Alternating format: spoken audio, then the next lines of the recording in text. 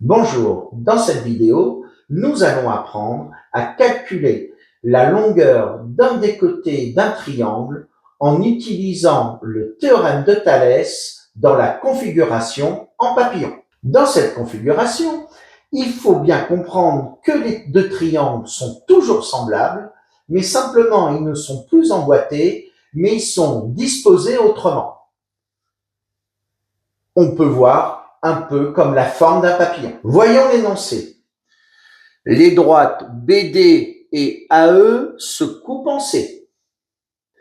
Et on sait que AB et DE, ces deux segments ou ces deux droites sont parallèles. Et il faut déterminer la longueur CD. Finalement, la rédaction est similaire à celle des triangles emboîtés, à savoir, il va falloir bien préciser au démarrage que les points A, C, E et B, C, D sont alignés dans cet ordre ou dans le même ordre. De plus, DE, la droite DE et la droite AB sont parallèles.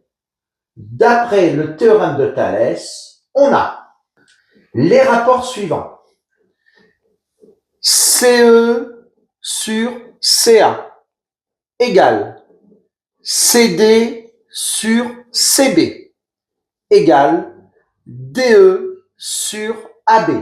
Comme vous pouvez le constater, cette fois-ci, j'ai pris le parti de commencer par les grands côtés sur les petits. Il nous reste donc à faire l'application numérique, c'est-à-dire on va intégrer les informations de l'énoncé.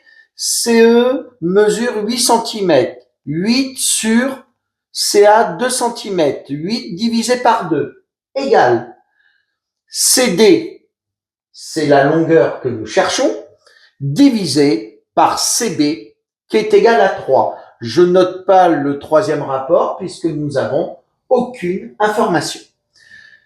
D'après l'égalité du produit en croix, CD égale 8 fois 3 divisé par 2. 8 fois 3, 24. 24 divisé par 2 égale 12. On n'oublie pas la phrase réponse, CD mesure 12 cm.